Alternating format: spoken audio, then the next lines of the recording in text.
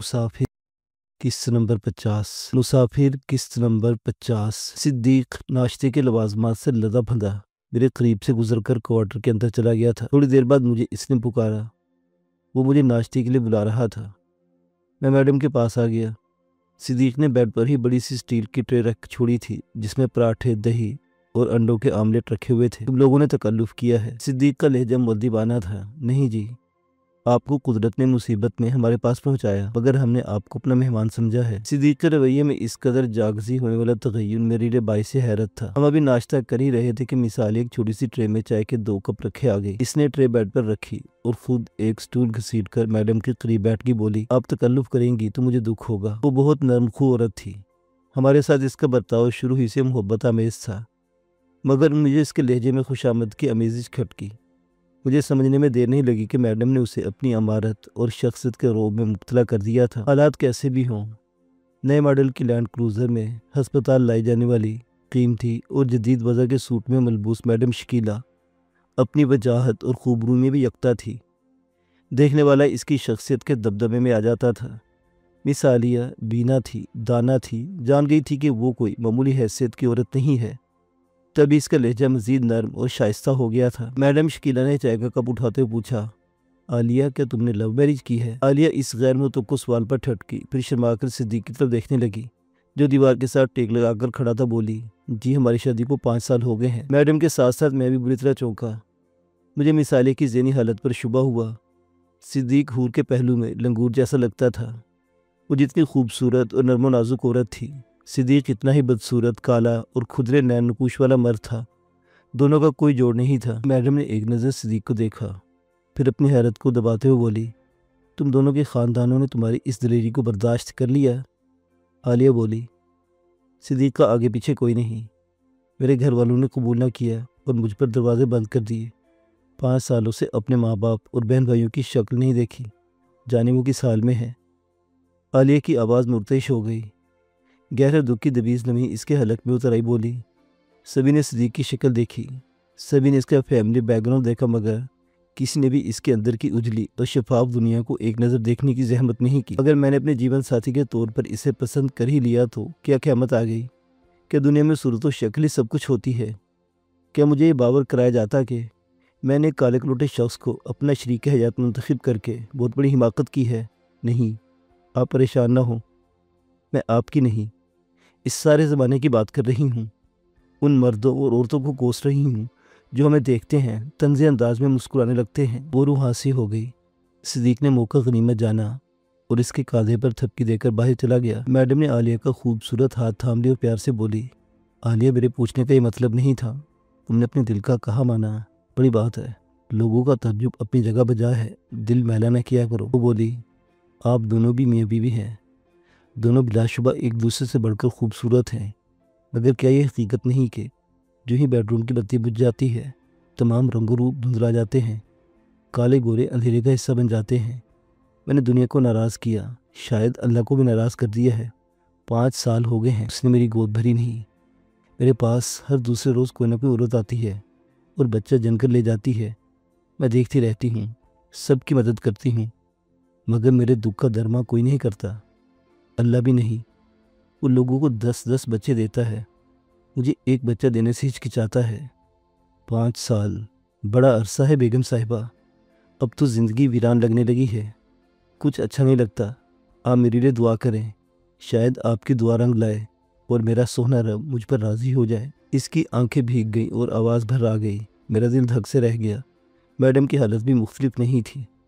इसकी हालत ज़ार देखकर मैडम के मुँह से हमदर्दी का एक कलमा भी बरामद नहीं हो सका। बदीक़त तमाम बोली, तुम दोनों अपना चेकअप कराओ, हो सकता है कोई मामूली रुकावट हाइल हो। आलिया ने अपना सर घुटनों पर डाल दिया, सिसकती आवाज़ में गोया हुई। अलमारी भरी पड़ी मुख्तलिफ अस्पतालों की रिपोर्टों से। रिपोर्टें कहती कि हम दोनों बिल्कुल ठीक हैं। डॉक्टर भी यही कहते हैं, किसी अल्लाह वाले की राह दिखाते हैं, समझाते कि मायूस ना हो, अल्लाह के यहाँ देर है अंधेर नहीं। अल्लाह वाले की तलाश में निकली तो मुझे बख्त व जली को हर जगह भेड़िए जैसी आंखों वाले पीर फकीर मिले। कोई ऐसा नहीं मिला जो बदन को ललचाई हुई आंखों से देखे बगैर दिल की दुनिया आबाद करता हो। हाय बेगम साहिबा, हर कोई कहता कि मैंने माँ बाप की बात ना मानकर उनका दिल दुखाया है, उनकी नाफरमानी का इर्तिकाब किया है, अपने बहन भाइयों को दुख दिया है। इनकी बद्दुआएं मेरा सुहाग चाटने लगी हैं। वो अब हिचकियाँ लेने लगी थी और इसकी आवाज़ भी टूटने लगी थी। कह रही थी, बेगम साहिबा पिछले माह मैके गई थी। माँ और बाप के पैरों में सर रख कर रोई थी और इनसे माफ़ी मांगी थी। बाप ने मुंह फेर लिया, माँ ने चेहरा छुपा लिया। एक भाई मिला था, इसके आगे हाथ जोड़े तो इसने संगदिली से कह दिया कि आइंदा यहाँ ना आया करो। हम अगर इनकी जूतों को भूल गए हैं, जो लोगों ने बहन का मुंह काला कर जाने पर हमें मारे थे, तो तुम्हारे लिए दुआ कर देंगे। बहनों को ज़बरदस्ती सीने से लगाकर फूट फूट कर रोई, मगर इनकी आंखों से एक कतरा तक नहीं छलका। मेरा सर झुका हुआ था। मैडम की आंखें फटी हुई थी और वो ज़ारो-कतार रो रही थी। मैंने मैडम को उम्मीद तलब नज़र से देखा और कहा, आप इसे चुप कराए ना। इसने मुझे अजीब सी निगाहों से देखा और आंखों आंखों में बोली, मेरे पास इसे देने के लिए एक भी तकरीर भरा लफ्ज़ नहीं, क्या दूँ। मैं हिम्मत करके उठा, स्टूल पर घुटनों में सर डालकर टूट कर रोती मिस आलिया के बालों में छुपे कंधे पर हाथ रखा। इसने चौंक कर सर उठाया और आंसू से लबरेज आंखों से देखा, जैसे पूछ रही हो कि क्या बात है। मैंने हमदर्दी अमेज़ अंदाज में कहा, मिस आलिया गम ना करो, अभी तुम्हारी शादी को महज 5 साल हुए हैं। खुदा जब राज़ी होता है तो सारे गिले शिकवे दूर कर देता है। रही बात माँ बाप की नाराज़ी की, तो वो भी एक न एक दिन मेहरबान हो जाएंगे और तुम्हें गले से लगा लेंगे। तुम मुझे अपना भाई समझो, मैं तुम्हें भाई का प्यार दूंगा, तुम्हें भाई की कमी महसूस नहीं होने दूंगा। मैडम साहिबा को तुम अपनी बहन समझो। We love you, we care about you. इसकी आंखों में मोहम सी चमक पैदा हुई, खड़ी हो गई और अपनी मखरूती उंगलियों से ज़ेरे चश्म जिल्द को पूंछते हुए बोली, किसी औरत को बहन कहना बहुत आसान है, मगर निभाना बहुत मुश्किल होता है। क्या आप ये सोच कर कह रहे हैं? मैडम बोली, हाँ, ये भी और मैं भी। इसने एक नज़र मैडम को देखा, फिर मुझे, और एक झटके से आगे बढ़ी और मुझसे दीवानावार चिमट गई। ऐसे में वो कुछ कह भी रही थी, मगर इसकी बेरब बातों के सिरे से समझ नहीं आ रही थी। इसके होंठों से निकलने वाला एक लफ्ज़ भाई इसके मन में पैदा होने वाली हलचल को अया करने के लिए काफ़ी था। मैंने उसे दिलासा दिया, मुझसे अलहदा होकर मैडम की तरफ बढ़ गई। मैडम ने उसे अपने सीने से लगा लिया। वो सीने से फिसल कर झोली में गिर गई और रोने लगी। मैडम ने उसकी पीठ थपकी, बालों को सहलाया और बोली, तुमने डॉक्टर बनकर डबल फीस मांगी थी, मैं बहन बनकर 10 गुना फीस देकर जाऊंगी। बताओ तुम्हारी फ़ीस कितनी है? इसने ज़ोर से नफ़ी में सर हिलाया, बोली, नहीं बेगम साहिबा, मेरी कोई फ़ीस नहीं है, वो तो मैंने ऐसे ही कहा था। मैडम मुस्कुराई। वो इसके ज़हन पर छाई हुई गमों इंदों की धुंध को एक लम्हे में हटाने में कामयाब हो गई थी। इसालिया ने सर उठाया, बोली, मुझे अंदाज़ा है कि आप बहुत अमीर और बड़े घर के लोग हैं। मैं बहुत कमज़ोर और छोटी हूँ, इतनी के महज चंद रुपयों की नौकरी पर इतराने लगती हूँ। आप बड़ी हैं, करोड़पति होकर भी खामोश रहती हैं। मैं इस वक्त बहुत मुसीबत में मुब्तला हूँ, आप मेरी मदद करें। न सिर्फ इसके आंसू थम गए थे, बल्कि वो पूरी तरह संभल गई थी। औरतें ऐसी होती हैं, झट में खुश, पल भर में नाखुश। इनकी दुनिया खुशी और गमी के जज्बों पर घूमती रहती है। बेतहाशा रोने वाली तसल्ली और दिलासे के चंद जुमलों पर मुतमईन हो गई थी। मैडम ने पूरी यकीन लहजे में कहा, हाँ बोलो, मुझसे जो भी हो सका तुम्हारे लिए करूँगी। क्या नौकरी के मामले में कोई प्रॉब्लम है? वो बोली, नहीं, मैं नौकरी को नौकरी समझकर करती हूँ और मेरा मेडिकल ऑफिसर बहुत शरीफ इंसान है। वो अफसरों को खुद ही मुतमईन कर देता है और मुझ तक किसी को पहुँचने नहीं देता। फिर मैडम ने इस्तेजाब में इस लहजे में कहा, फिर ऐसी क्या मुश्किल है जिसमें तुम्हें मेरी मदद की ज़रूरत है? कि पैसे चाहिए? इसने नफ़ी में सर हिलाया और बेड से उतरकर तेज़ तेज़ कदमों से चलती हुई बाहर चली गई। इसने सिद्दीक को आवाज़ दी और बहुत धीमी आवाज़ में इससे कोई बात कही। पलट कर आई और बोली, सिद्दीक ने स्कूल से छुट्टी की है, मैंने उसे बाहर रुकने और किसी को इधर न आने का कह दिया है। बात ही कुछ ऐसी बेगम साहिबा। इसके जुम्मन और चेहरे पर साबित होने वाली गंभीरता को देखकर चौंक गया। हुज़्न व मलाल की जगह अजीब सी संजीदगी और कशमकश इसके चेहरे पर तहरीर हो गई थी। मैडम ने कहा, अब जबकि मैंने तुम्हें बहन बना लिया है, तो मुझे बेगम साहिबा मत कहकर पुकारो। इसने ममनून अंदाज में सर हिलाया और दोनों दरवाजे बंद करके स्टूल पर मैडम के बहुत करीब कुर्सी खींचकर बैठकर बोली, बेगम साहिबा, कहा ना कि मुझे बेगम साहिबा मत कहो। मैडम ने प्यार से डांटा, तुम मुझे बाजी कह सकती हो, मेरा नाम शकीला है, यानी तुम्हारे लिए बाजी शकीला। कोई भी औरत उम्र में बड़ी कहलाना पसंद नहीं करती। मैं उम्र में तुझसे छोटी होने के बावजूद तुम्हारी बड़ी बहन बनने को तैयार हूँ। मुझे इस घड़ी मैडम शकीला बहुत भली लगी। वो किसी न किसी अंदाज में अपनी बर्तरी साबित कर लेती थी। मिसालिया किसी गहरी सोच में मुस्तग़रिक हो गई।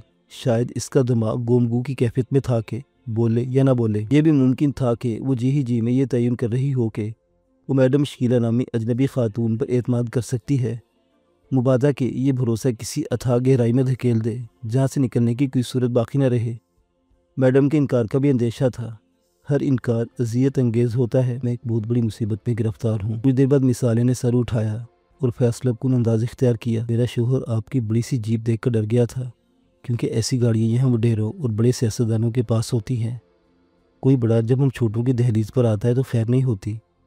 फिर जब हम साइड लाइन ने बताया कि गाड़ी में एक मरीज़ है तो हमारी हिम्मत बंधी।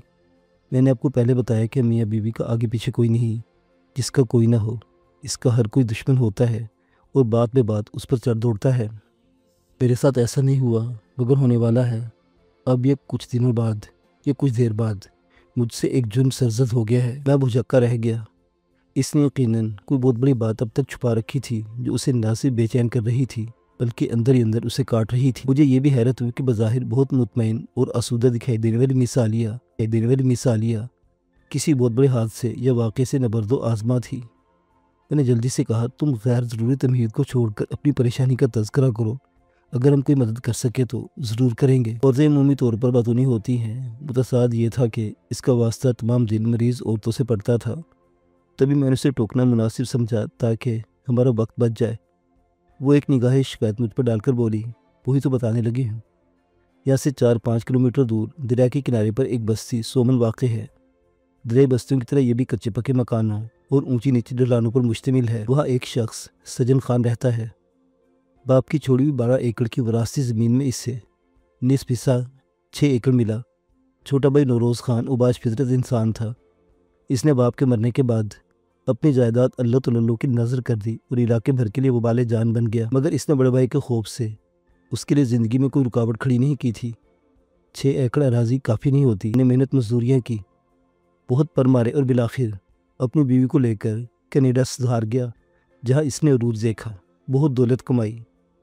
इसने अपने भाई को भी दौलत से नहला दिया, मगर वो अय्याश रवि के सबब बग़ैर मेहनत के हाथ रखने वाली दौलत को दोनों हाथों से लुटाता रहा। वो अपनी परेशानी को आश्कार करने के लिए तफसील से कहानी सुना रही थी। इसके शोर ने हमें बेहतरीन तखलिया फराहम कर दिया था और किसी ने भी दखल नहीं दिया था। मिस आलिया की ज़ुबान फिर रवा हो गई। इसकी सुनाई हुई कहानी बड़ी दिलचस्प थी। बाजी, नौरोज़ खान ने एक अच्छा काम किया। इसने बड़े भाई की भेजी हुई रकम को हमेशा ईमानदारी से 2 हिस्सों में बांटा और आधी रकम से भाई के नाम पर रकबा खरीद किया। यूँ आज साल भर पहले सजन खान के नाम बस्ती में 42 एकड़ अराजी मुंतकिल हो गई, जबकि नौरोज़ खान अपने लिए फ़कत इतनी अपनी बेची हुई 6 एकड़ अराजी ही वागुज़ार करा सका। सजन खान कनाडा में मुकीम रहा। इसकी एक बेटी और बेटा वहीं तालीम हासिल करते रहे। 2-4 सालों बाद सोमन आते और चंद दिन बस्ती में गुजार कर वापस चले जाते। ये सिलसिला गुज़श्ता माह तक चलता रहा। नौरोज़ खान की फैमिली को बैठे बिठाए हज़ारों डॉलर मिलते रहते, इसलिए वो अपने चचा और उसके ख़ानदान को आंखों पर बिठाते और रोती हुई आंखों से अलविदा कहते। ये प्यार भरी कहानी शायद किसी अच्छे इंजाम तक पहुंच जाती, मगर किस्मत के एक बार ने सारी बिसाती उलट कर रख दी। नगीना और सलामत खान पिछले महीने की 13 तारीख को पाकिस्तान आए और नौरोज़ खान अपने दोनों बेटों समेत भतीजी और भतीजे को लाहौर एयरपोर्ट से सीधा अपने घर ले आए। हर बार ऐसे ही होता था। दोनों बहन भाई खुश और अपने अपने चचा और अमजादों के हमरा सोमन में आए और हस्ब साबिक नाज बरदारियों में अपनी आबाई बस्ती की खुली फिजाओं में खेलने कूदने लगे। या इन्हें प्यार ही प्यार मिलता था, जिसकी वजह से वो 2-3 सालों बाद यहाँ खींचे चले आते थे, वरना इनके लिए ये जायदाद कुछ ज़्यादा हैसियत नहीं रखती थी। किस्मत ने अपना खेल खेला और इस माह की 3 तारीख को सजन खान और इसके अहले कनाडा में एक रोड एक्सीडेंट की नज़र हो गए। जो ही नागहानी मौत की इतला बस्ती सोमन पहुंची, एक कोहराम मच गया। दोनों बहन भाई खबर सुनते ही कनाडा जाना चाहते थे, मगर नौरोज़ के ख़ानदान ने इन्हें प्यार की जंजीरों में बांध दिया और कनाडा ना जाने दिया। फिर नगीना और सलामत खान के वालिदैन के ताबूत बस्ती पहुँच गए। इनकी आखिरी रसूमात की अदायगी के बाद जो ही दोनों बहन भाइयों ने वापस जाने का इरादा जाहिर किया, नौरोज़ खान और इसके दोनों बेटे इनकी राह में हाइल हो गए। इनकी गैरत ये गवारा नहीं करती थी कि इनकी जवान बेटी कनाडा के अखलाक सोज माहौल में रहे। पहले और बात थी, अब और बात थी। नगीना और सलामत खान जब वापसी पर बजीद हुए तो नौरोज़ खान के ख़ानदान ने आंखें फेर ली और दुरुस्त रवैया अपना लिया। वो किसी भी कीमत पर दोनों को कनाडा रवाना नहीं करना चाहते थे। बात बढ़ते बढ़ते लड़ाई झगड़े तक पहुंची। पैरों तले हथेलियाँ बिछाने वालों के झूठे रंग उतर गए और नौरोज़ खान के ख़ानदान की आंखों पर हवस की पट्टी बंध गई। एक रात, आज से 5 दिन कबल, नौरोज़ खान के दोनों बेटों ने सलामत खान को कत्ल कर दिया। नगीना ने अपने भाई को कत्ल होते देखा तो हमारे खौफ और रंज के बेहोश हो गई। होश में आई तो इसे पता चला कि इसके चचा ने घर में डाकू की आमद की कहानी सुनाकर कानून को मुतमईन कर दिया था। अपनी कहानी पर नोटों की तस्दीक भी चिपका दी थी। तभी नाहक बहने वाले खून की पुकार गली में चकराती रह गई और सलामत खान मनो मट्टी तले दब गया। नगीना की दुनिया उजड़ गई। माँ बाप हादसे की नज़र हो गए। 4 साल छोटे भाई को, जिसकी उम्र महज 15 साल थी, जायदाद के लालच में इंसान से भेड़िए बनने वाले रिश्तेदारों ने कत्ल कर दिया। नगीना होश में आती थी, फटी बड़ी नज़रों से कातिल रिश्तेदारों के चेहरे देखती और फिर बेहोश हो जाती। इसकी हालत हफ्ता भर तक यही रही। फिर इस पर एक और क़यामत टूट पड़ी।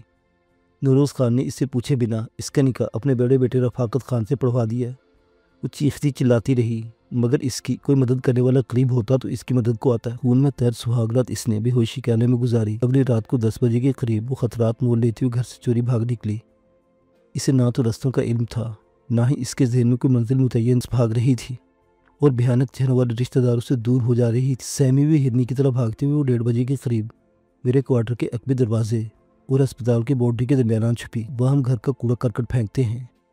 उस बेचारे को किसी जहरीले कीड़े ने काटा तो इसके मुंह से दबी दबी चीख निकल गई। मैं उस वक्त एक डिलीवरी केस कर रही थी। मैंने सदीक को उस जाने भेजा। उसे सहारा देकर चलाता वो मेरे पास ले आया। उसकी हालत बहुत ख़राब थी। नंगे पैर कांटों और कांच के टुकड़ों से छलनी थे, जबकि उरूसी लिबास भी जगह जगह से उधर गया था। मैं उसे देखकर भुचक्की रह गई। मैंने उसकी ट्रीटमेंट की। वो संभली तो इसे मुझे अपनी राम कहानी सुनाकर मदद तलब की। मैंने उसे अपने क्वार्टर में छुपा दिया। इसके ख़ानदान ने पूरा इलाका छान मारा, मगर वो इसका सुराग पाने में नाकाम रहे। मैं और मेरे शोहर सदीक ने हमसाये लाइनमैन के कानों में इस वाक़े की भिनक तक नहीं पड़ने दी, वरना इलाके भर में फैल जाती और वो खूंखार दरिंदों की तरह हम पर पिल पड़ते। नगीना कई रातों से यहाँ बाहिफाजत छुपी हुई है। मिसालिया अपनी बात मुकम्मल करके खामोश हो गई और बारी बारी हम दोनों की तरफ उम्मीद भरी नज़रों से देखने लगी। मेरा दौरान खून तेज़ था। दिल चाह रहा था कि इसी वक्त इस जालिम बस्ती में जाऊं और नूरोज़ खान के घर की ईंट से ईंट बजा दूं, जिन्होंने जायदाद के लालच में अपने ही ख़ानदान का चिराग गुम कर दिया था। सजन खान की दौलत कनाडा में महफूज थी, जिसके वारिस सलामत खान और नगीना थे। जालिमों ने सलामत खान को मट्टी तले सुला दिया था और नगीना को निकाह की जंजीर में बांधकर सारी जायदाद हड़प करने में कामयाब कोशिश की थी। मैडम की सोच में डूबी आवाज़ उभरी, खालिया ये तो बहुत बड़ी ट्रेजेडी है।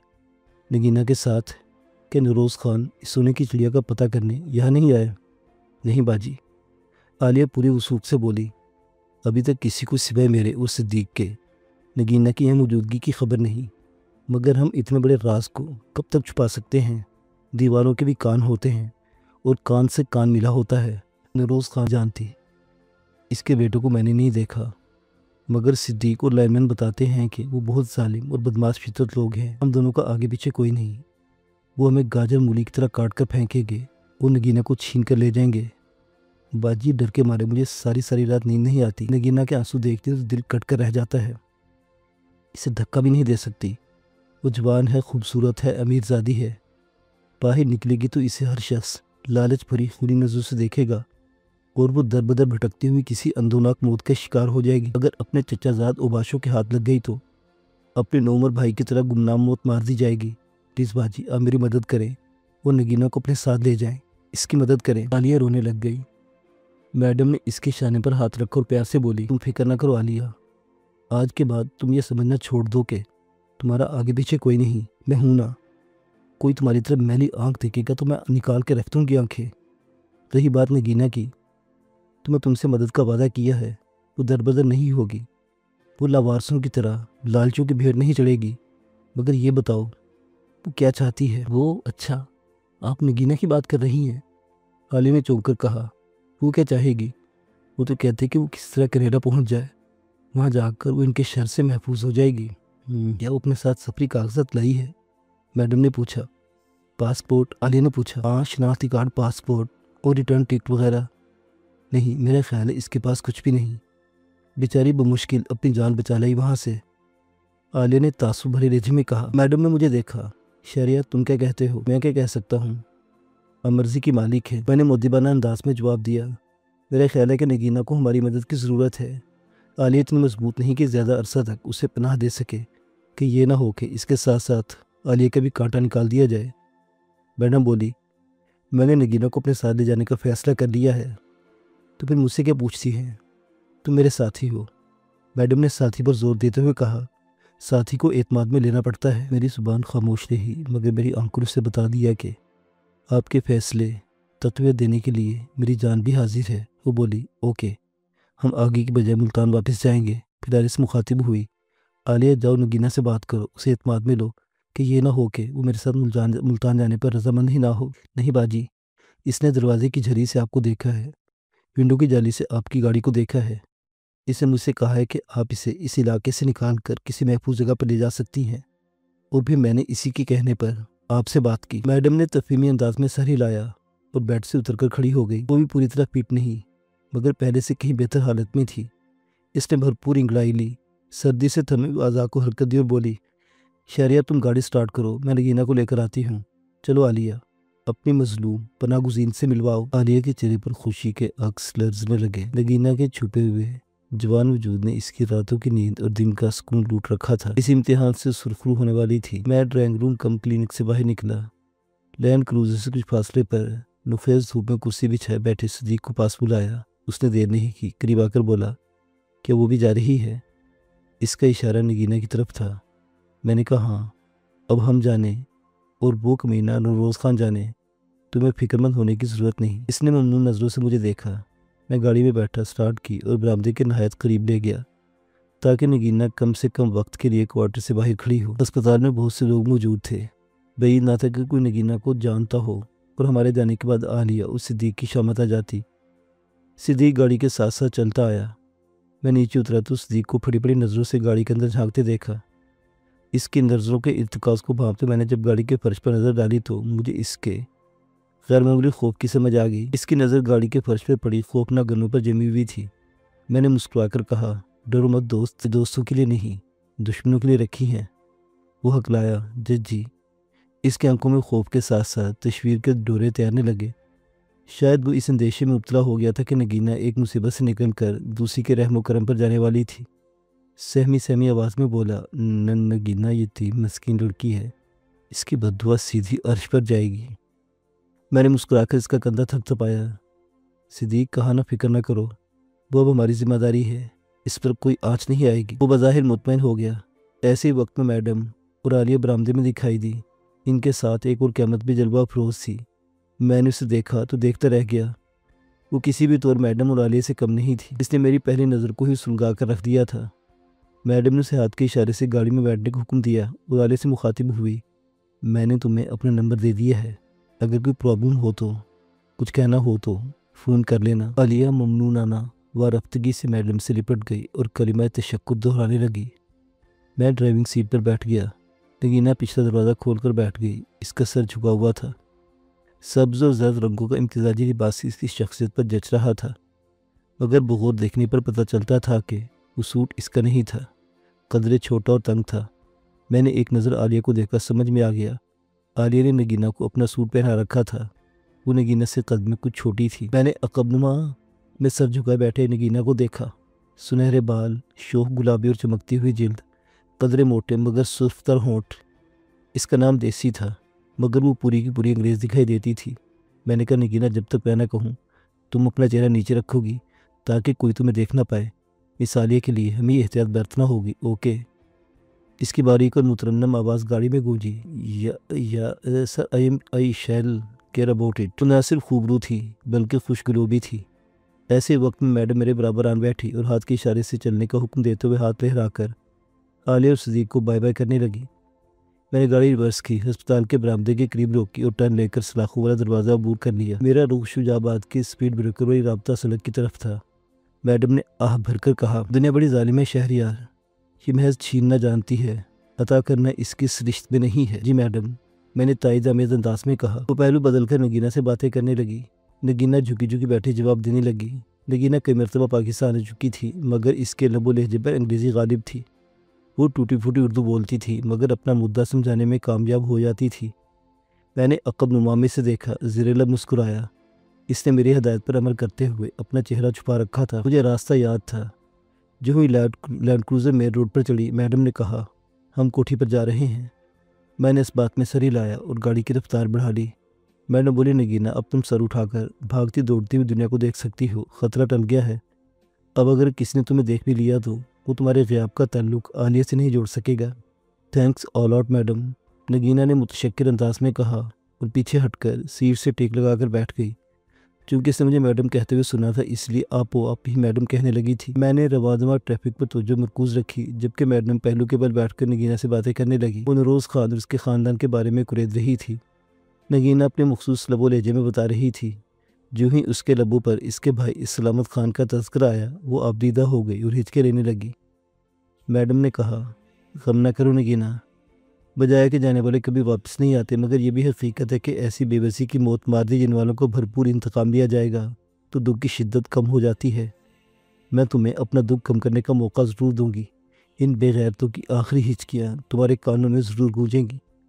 वो रोते रोते थम गई, दांत पीस कर बोली, मैडम मैं इतनी कमज़ोर नहीं थी, मगर उस माहौल में वालिदैन की अचानक मौत ने मुझे तोड़ कर रख दिया। फिर मुझे ज़र्रा भर शक नहीं था कि वो इतना इंतहाई कदम उठाएंगे और मेरे भाई को खून में नहला देंगे, वरना मैं अपने भाई को मरने न देती।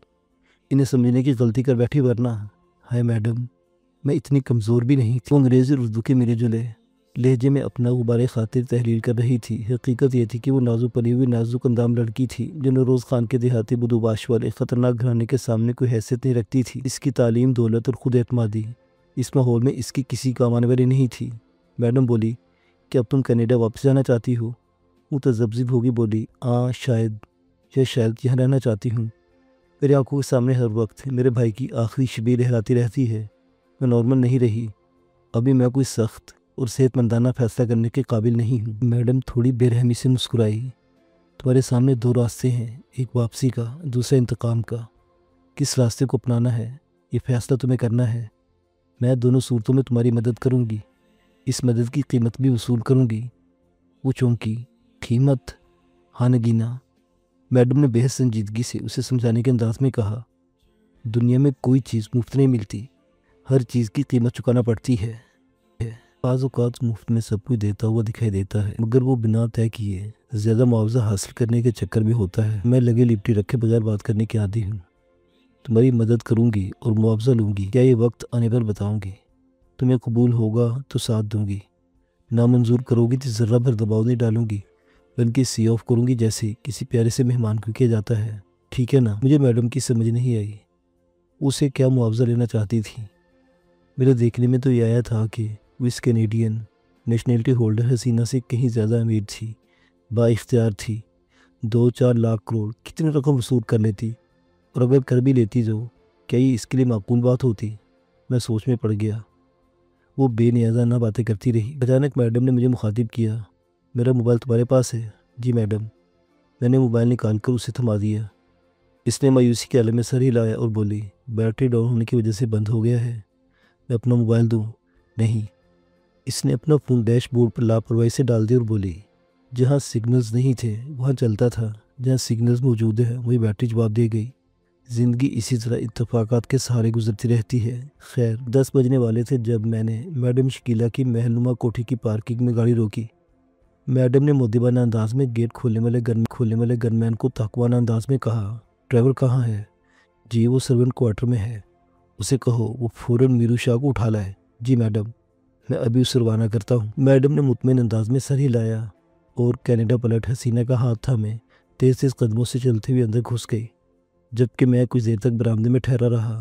फिर बेदयानी के आलम में गेस्ट रूम में चला गया। जवार ने गेट खोला था, इसका मतलब था कि ज़ाहिर खान शबाना पहरेदारी के बाद चला गया था। कोई निस्फ घंटे बाद गेस्ट हाउस के बावर्ची ने नाश्ता मेरे सामने मेज़ पर चुन दिया। साथ उसने मैडम पर पैगाम दिया। मैडम जी ने कहा कि आप तैयारी कर लें, घंटा भर के बाद यहाँ से निकलना है। मुझे अचंभा हुआ। मैडम ने हस्ब रवायत कोठी में पहुँचते ही मुझसे रवायती नोयत का सरफ नज़र बर्थ दिखाया था।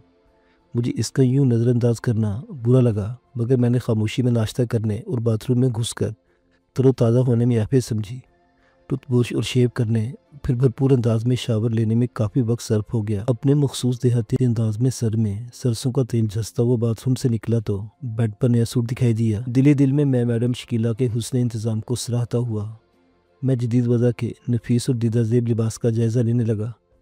मैडम शकीला के यहाँ ऐसे छोटे छोटे काम मशीनी अंदाज में सर अंजाम दिए जाते थे। मेरा अंदाज़ा था कि इसने इंटरकॉम पर महज शहरयार की तैयारी में मदद करो का जुमला कहा होगा और मुतल्लिका शख्स ने हथेली पर सरसों जमा दिखाई थी। मैं चेंज लेने के बाद बाथरूम में नस्ब कद आदम आईने के सामने खड़ा होकर अपना जायज़ा लिया।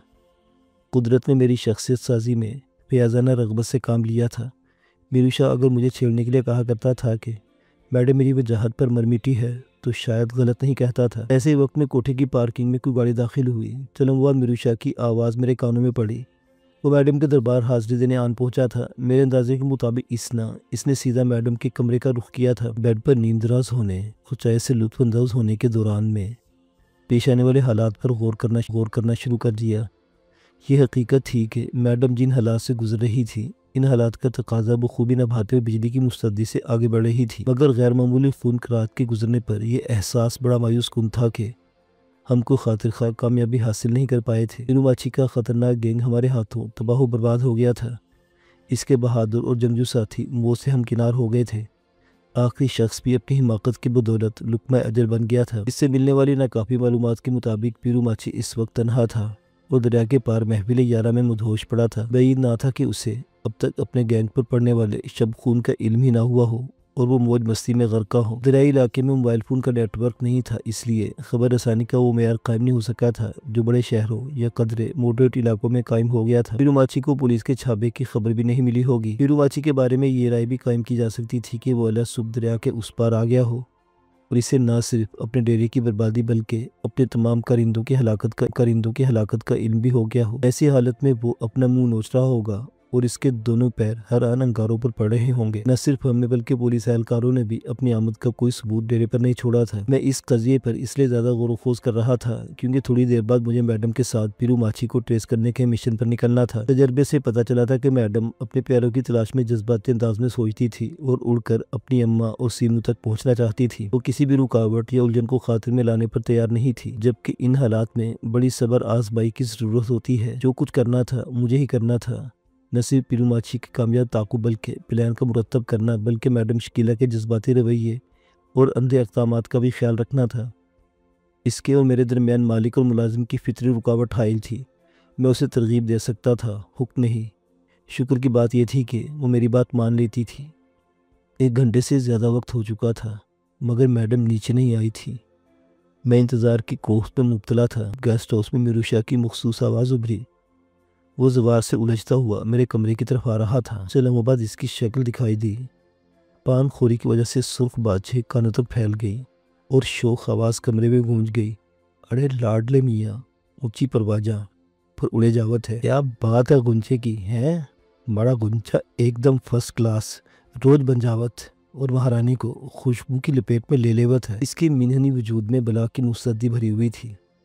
चेहरा भले झुर्रियों से भरा हुआ था मगर मैंने इस पर कभी थकन या नकाहत को सब्त होते नहीं देखा था। मैंने उसे रस्मी अंदाज में खुश आमदीद कहा। वो बोला, जिंदाबाद माड़े लाडले खान।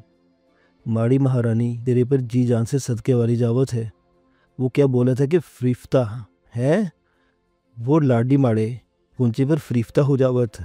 बोलो तो वो कि शहरियार से बहादुर तो जालिम दुनिया में कोई ना होवत है। इसकी बच्चों जैसी गोल गोल आंखों में शरारत भरी स्ताइश कूट कूट कर भरी हुई थी।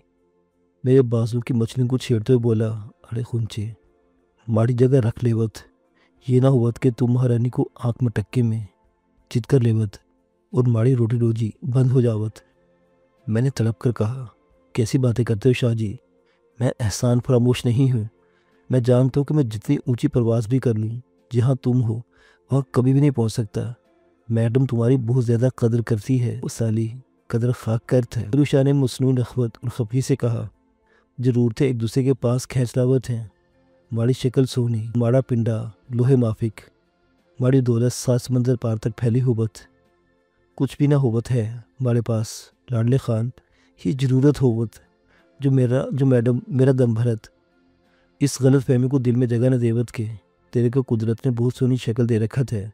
नहीं लाडले नहीं, ये जालिम दुनिया ज़रूरतों की मारी होवत बस। वो दानिश्वरों के अंदाज में हाथ लहरा कर मुझे समझा रहा था। मैंने देखा कि इस घड़ी इसकी आंखों में अजीब यासियत और शिकस्त खूर्दी के परतू झिलमिला रहे थे।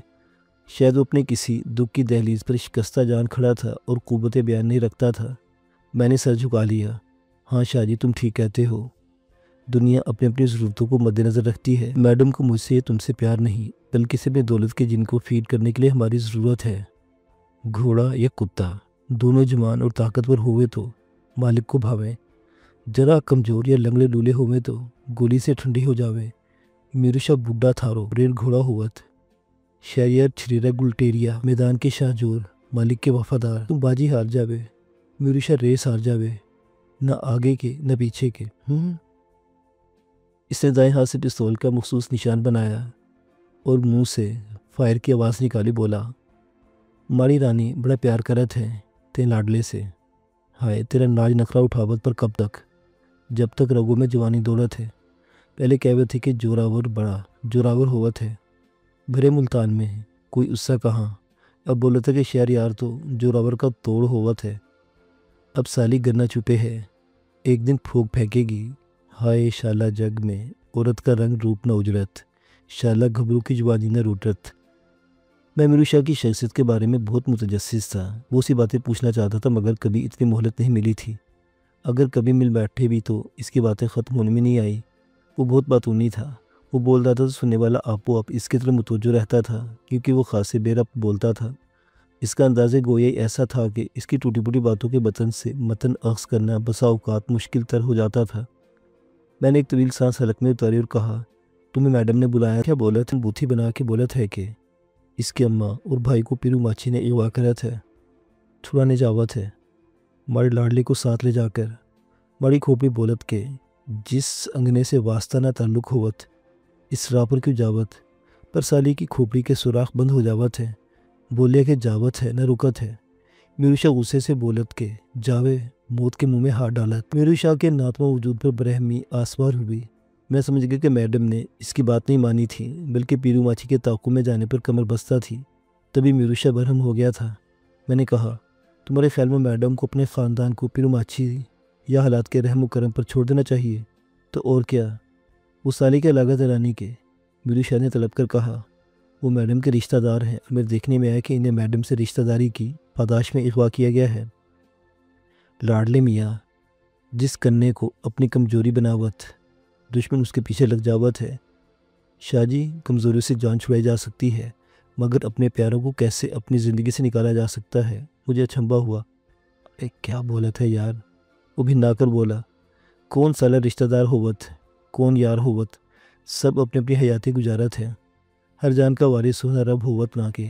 मीरुशा ठेकेदार होवत। मैंने कंधे उचकाए और कुछ कहने के लिए मुंह खोला, मगर उसने हाथ के इशारे से रोक देर बोला, छोड़ देवत लाडले मियाँ इन मुई बातों को और कान खोल कर सुन लेवत। माड़ी महारानी मुजफ्फरगढ़ जाने को परतौलत है, तेरे को भी साथ ले जाने पर बेहद जिद करत है।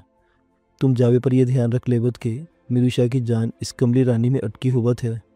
इसे कुछ होवत तो फिर न तुम जिंदा रहेवत, न मीरुशा और ना ये जालिम दुनिया। मीरुशा सब कुछ बर्बाद कर देवत रानी के नाम पर, समझ में आवत ना। मैं जहरीला मुस्कुराया उस बात में सर हिलाकर बोला, तुम फिक्र न करो शाहजी, मेरे मरने के बाद कोई उस पर हाथ उठाए तो उठाए, वरना मेरे जीते जी ये जुर्रत कोई नहीं कर सकता। इससे मेरा कंधा थपथपाया और कमाल फ़ख्र मोहब्बत से बोला, जिंदाबाद माड़े लाडले, जिंदा रहो और माड़ी रानी को भी जिंदा रखो। अल्लाह हाफिज। माड़े को जाने का वक्त होवत, अल्लाह हाफिज। वो घुटनों पर हाथ रखकर खड़ा हुआ और मुझे तंबीही नज़रों से देखकर फिर हाथ मिलाकर रुखसत हो गया। वो अब तक कई मरतबा ये तंबीह कर चुका था और मुझ पर यह बावर कर चुका था कि मैडम शकीला की हिफाजत बहुत ज़रूरी है, उस पर आँच नहीं आनी चाहिए। अगर कुछ हुआ तो इसकी तमाम तर जिम्मेदारी मुझ पर आयद की जाएगी। मीरुशा के नज़दीक इस जुर्म की सज़ा मौत से कम नहीं थी। मैं कहना तो चाहता था कि अगर मैडम की ज़िंदगी इतनी ही कीमती है तो फिर उसे कोठी से बाहर निकलना नहीं चाहिए, मगर इसने मुझे मोहलत ही ना दी थी। घर के बाहर आम आदमी के लिए भी कदम कदम पर मौत अपना खौफनाक दहाना खोले खड़ी है, जबकि हम तो सुबह शाम गोलियों के साए में चलते थे। किसी भी वक्त ज़िंदगी की डोर कट सकती थी, किसी भी लम्हे सांस का रवां सिलसिला टूट सकता था। सीमी और इसकी बूढ़ी माँ को तलाश करने के मिशन में मेरे साथ मैडम के बजाय अकील, पिया जी या सफ़ी मोहम्मद भी जा सकते थे, जिनकी ज़िंदगी मीरुशा के नज़दीक मैडम जितनी कीमती नहीं थी। इससे एक फ़ायदा ये भी होता कि मुझे एक वक्त में दो महाजों पर लड़ना पड़ता और मेरी यकसुई मिशन की तकमील को हासिल रहती। अगर मीरुशा से ये बातें ना कर पाया, ये भी देख चुका था कि मैडम ने जज्बाती अंदाज में मीरुशा को भी इनकार कर दिया था और इसके इश्तियाल को अहमियत नहीं दी थी।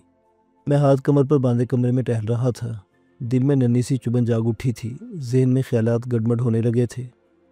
मुझे अपनी बेबसी और मैडम की जज्बाती कैफियत के एहसास ने अपनी लपेट में ले लिया था। मैं सोच रहा था कि सीमू और इसकी माँ बकौल मैडम के इसके कुछ भी नहीं लगते थे, मगर इनकी अगवा की भिनक मिलते ही वो मुसलसल बेचैन और मुस्तरिब थी और हर आन अगवाकारों तक पहुँचना चाहती थी। जो ही उसे पता चलता कि वो दोनों किसकी तहवील में है, वो बिजली के कड़के की तरह आने वाहिद में अगवाकार को जलाकर खाकस्तर कर देगी। एक मैं था जो अभी तक अपनी बहन के अगवाकार की तलाश में कश्तियाँ जलाकर नहीं निकला था। मेरी परवीन न जाने किस साल में थी। मुझे ये भी इल्म नहीं था कि वो जिंदा थी या जिंदगी की बिसात पर अपना खून बहाकर दुनिया से रुखसत हो चुकी थी। रंगू कसाई और सरदार हैदर खान धरती के सीने पर दंदनाते फिरते थे, मगर मैंने अभी तक इन पर हाथ नहीं डाला था। मेरी तरह मेरा यार खाला खानजादी अस्मा की दीद को तरस रहा था और SP का बेटा शाहिद सलीम अपनी महबूबा इशरत और फाशी के लिए ठंडी आहें भरता फिरता था। समझ में आने वाली बात थी कि मैडम शकीला खुद मुख्तार थी, जबकि मैं इसके दस्ते नगर था। काफ़ी वक्त गुजर गया था। मैडम ने तैयार होने में खासी देर लगा दी थी। इसकी मसरूफियत से फ़ायदा उठाते हुए मैंने फ़ौजी अख्तर से फ़ोन पर रब्ता किया, घर के हालात के बारे में आगाही हासिल की। फ़ौजी अख्तर ने बताया कि मुझे फ़िक्रमंद होने की ज़रूरत नहीं, बल्कि मैं अपनी तवज्जो अपने काम पर मरकूज़ रखूँ। मुझे इत्मीनान हुआ कि मेरे घर वाले बाखैरियत थे। गैलरी में कदमों की चाप उभरी। ज़िंदगी दुल्हन की तरह घूंघट उठाती है तो अपनी खैरगी को देखने वाले की फहम फरासत का तोहफा देती है। मैं अजीब खालिश ज़हनी किसी कैफियत में खड़ा फटी फटी नज़रों से दरवाजे की तरफ देख रहा था, जहाँ मैडम अपने हुस्न की तमाम तर जलवा सामानियों समेत सरबुलंद खड़ी थी। वो ऑफ वाइट कलर के शानदार सूट में मलबूस थी। इसी रंग के बुक्कल वाले बंद जूते, दस्ताने, फरका दबीज कोट और हटनुमा जालीदार ऊनी टोपी इसकी शख्सियत को अपसराई बना रहे थे। कोट के कॉलर खड़े थे, जिन्होंने इसके चेहरे को थोड़ी तक छुपा लिया था। दिखाई देने वाला चेहरा आधा चांद की तरह जगमगा रहा था। गुज़श्ता शब की तमाम तर थकन चेहरे की तरोताज़गी और ताबो तमकनत में दम तोड़ गई थी। वो मेरे गैर मामूली इन हमाक को ताड़ के बोली, ऐसे क्या देख रहे हो? मैंने झींक कर कहा, आप बहुत खूबसूरत हैं। तभी नज़र हटाने से नहीं हटती। इसके लबों पर फाखिराना मुस्कुराहट उभरी। हाँ, तुम ठीक कहते हो, मैं वाकई बहुत खूबसूरत हूँ। यही बात अगर मैंने गजाला से कही होती तो कई मिनटों तक शर्माती और मुँह छुपाती रहती। वो दरवाजे में ठहर गई थी। बोली, काफ़ी सारा वक्त ज़ाया हो चुका है। अगर तुम्हारा शौक़ दीद पूरा हो गया है तो मैं मज़ीद वक्त ज़ाया के बगैर निकल जाना चाहिए। इसके लहजे में तंज़ नहीं था, मगर मैं शर्मसार हो गया। मैं तैयार हूँ मैडम, चलें। वो एड़ियों के बल घूम गई और तेज़ तेज़ कदमों से बाहर की तरफ बढ़ी। मैं इसके पीछे पीछे बाहर आ गया। इसने अपने लंबे बालों को बांध कर कोट के अंदर डाल रखा था, तभी एक लट भी दिखाई नहीं देती थी। आगे पीछे चलते हम गेट में आकर रुक गए। ड्राइवर पार्किंग में से लैंड क्रूज़र निकाल रहा है और हुक्म का मुंतज़िर था। मैडम ने उसे ड्राइविंग सीट छोड़ने का इशारा कर बोली, तुमने गाड़ी को अच्छी तरह चेक कर लिया ना? जी मैडम, ड्राइवर ने मुद्दिबाना अंदाज में कहा। फ्यूल कम है, रास्ते से डलवा लीजिएगा। मैडम ने मुझे ड्राइविंग सीट पर बैठने का हुक्म दिया और तनकीदी नज़रों से लैंड क्रूज़र के अकबी हिस्से में रखे गए इमरजेंसी सामान का जायज़ा लेने लगी। मुतमईन होकर मेरे बराबर बैठ गई। कोट की जेब से नोटों की गड्डी निकाल कर वे झोली में फेंकते बोली, फ्यूल टैंक फुल करवा लेना। मैंने जल्दी से कहा, क्या हम असला नहीं लेंगे? वो मुस्कुराई। एक शॉटगन, एक केकी gun, 2 German pistol full ammunition के साथ डिग्गी में पड़े हैं, चाहो तो अभी उठाकर अपनी गोद में रख लो। मैंने जल्दी से कहा, नहीं मैडम, मेरा ये मतलब नहीं था। मैं तो महज याद दिलाना चाहता था ताकि भूल जाने की सूरत में आपकी तवज्जो उस तरह मबजूल हो जाए। इसने बगौर मेरी आंखों में झांका और बड़े दिलफरेज अंदाज में मुस्कुराई। तुमने अपनी मंगेतर के सिवा किसी लड़की को नहीं देखा? तभी मुझे देखकर हैरान हो जाते हो, कहते हो कि आप बहुत खूबसूरत हैं। मगर मैंने बहुत से मर्दों को देखा है। ये शहर हुस्न से मामूर है, एक से बढ़कर एक यहाँ नज़र आता है। मैं फिर भी तुम्हें देखते रहना चाहती हूँ और कहती हूँ कि यू आर वेरी हैंडसम। मैंने गाड़ी स्टार्ट की और गेट से निकाल कर रोड पर डाल दी।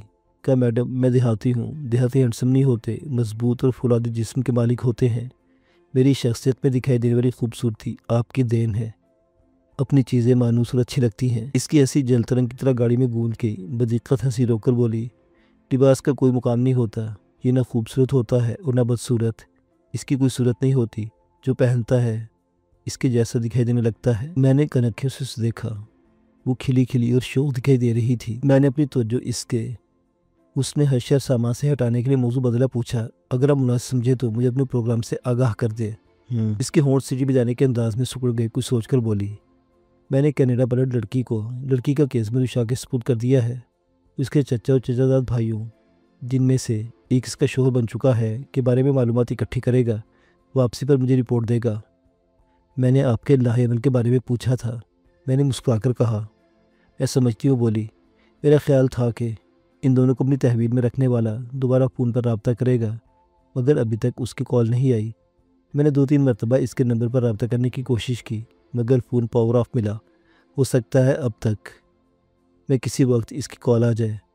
इसने थोड़ा तबकू के फिर बोली। मैंने सखी मोहम्मद को बीट में भेज दिया है, वो बाबा के घर की सफाई करेगा।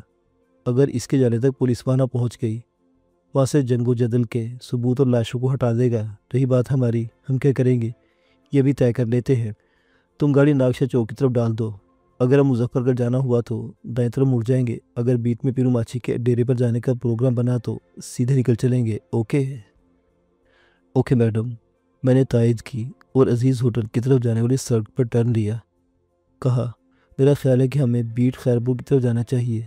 पीरू माछी को अब तक अपने गैंग की हशर नशर की खबर मिल गई होगी और वो अपने बाकियात को संभालने के लिए डेरे पर आ चुका होगा।